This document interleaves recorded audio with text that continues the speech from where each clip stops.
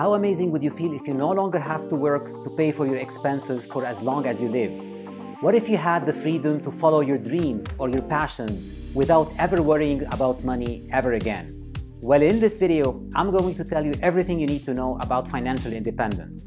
Make sure to watch till the end because I'm gonna show you how anyone can achieve this level of freedom without a high income. Hi, this is Elie Irani from Wise Investor, and this channel is all about helping you save and invest your money to grow your wealth and achieve financial independence. And we do this by sharing the best tools and investment strategies, or sometimes by talking about some basic concepts such as financial independence. So let's dive right into it. A few years ago, I asked myself a few questions that are probably on everyone's mind.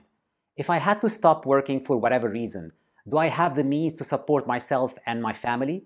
And even if I continue working until the traditional retirement age, will I have enough to retire comfortably? I didn't have any good answers. I realized that I was stuck in a job until I'm 65 or possibly older. And like many others, I didn't have a solid plan to support myself in retirement. Therefore, I was compelled to find some answers. And through extensive research and reading, I came across the concept of financial independence. And today, I'm gonna break it down to you in 8 easy points. Point number 1.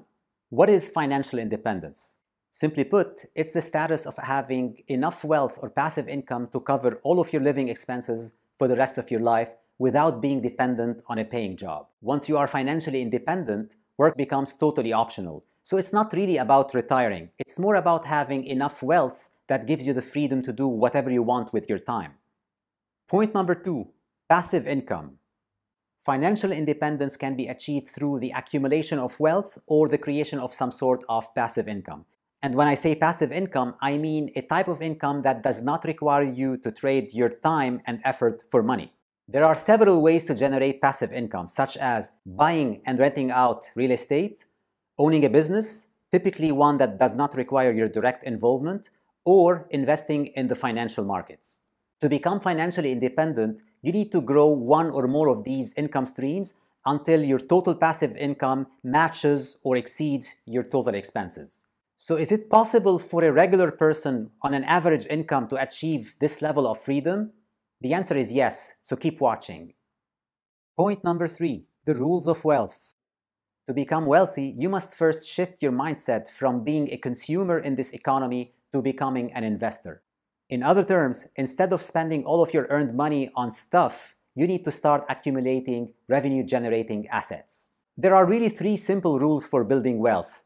Earn more, spend less, and then invest that difference. It's about living below your means and saving and investing that difference for long-term growth. Point number 4, you don't need a fat paycheck. But you just said I need to earn more. Yeah, well, let me explain. Many people think that you need a high income to become wealthy. And that's not entirely true. The proof is there are several multi-million-dollar earners, such as celebrities, that ended up broke or even in debt. On the other side of the spectrum, there's Ronald Reed, a janitor and gas station attendant that amassed a fortune of $8 million. How did he do it? Despite having an extremely low income, he still managed to live below his means, saved and invested his money in the stock market. Over the years, his regular investments snowballed into a massive fortune through the power of compounding, which is money earning money over time. So what does that tell us? If you are disciplined and purposeful about your spending, saving, and investing, you too could achieve financial independence and even become a millionaire on an average salary. Now sure, having a high income could definitely help, but only if you could save and invest that extra money. Which leads us to point number 5. So what is the most important ingredient of financial independence? Now before we answer this question, if you're getting value out of this, please make sure to hit that like button on YouTube. It helps me a lot in growing the channel and also helps others in discovering this video. Now back to our topic. Your savings are equal to your net income minus your spending or expenses. Your net income is your gross income minus any taxes or other deductions. So the more you earn, the less you spend, the more you save. But that's not everything, because the amount you save is not really that important, whether it's $100 or $20,000. Wait, what? Yeah, you heard this right. What's actually more important is your savings rate, which is the percentage of your income that you're actually saving. In his article, The Shockingly Simple Truth Behind Early Retirement, Mr. Money Mustache has created a table that shows the relation between your savings rate and the time it would take you to become financially independent. Therefore, maximizing your savings rate is the single most important lever you could pull to accelerate your path to financial independence. Followers of the FIRE movement, which stands for Financial Independence Retire Early, take this to the extreme by saving up to 70% of their income. This allows them to retire in less than 10 years. Now, early retirement might not be for everyone, but it's totally possible for those who decide to live frugally and make a few different lifestyle choices. Point number 6, investing. Maximizing your savings rate is important, but stashing all your savings in the bank is unlikely to make you financially free. In fact, money in the bank loses its purchasing power with time due to inflation. So to beat inflation, you must invest your money. Between investing in real estate, in a business, or in the financial markets, my favorite investment vehicle is the stock market.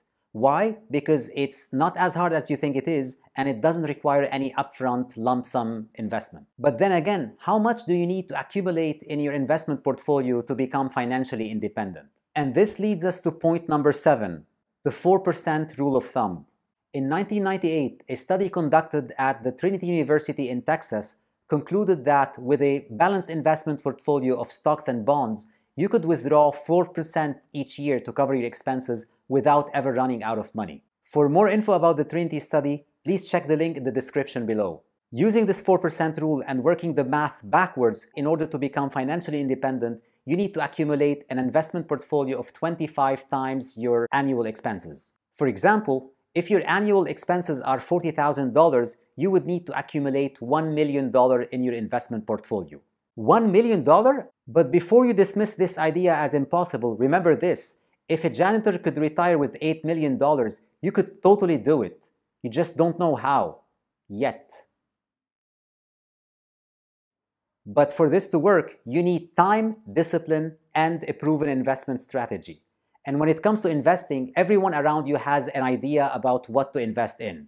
I don't know about you, but I'm not willing to gamble with my life savings. Therefore, I prefer to follow a proven investment strategy that has worked for decades and in all kinds of economic conditions. So click or tap this video card on the screen to learn more about this proven investment strategy. Or click or tap this card to watch another video. Remember to subscribe if you haven't to see more videos like this one. Thanks again for watching, and I'll catch you in the next one.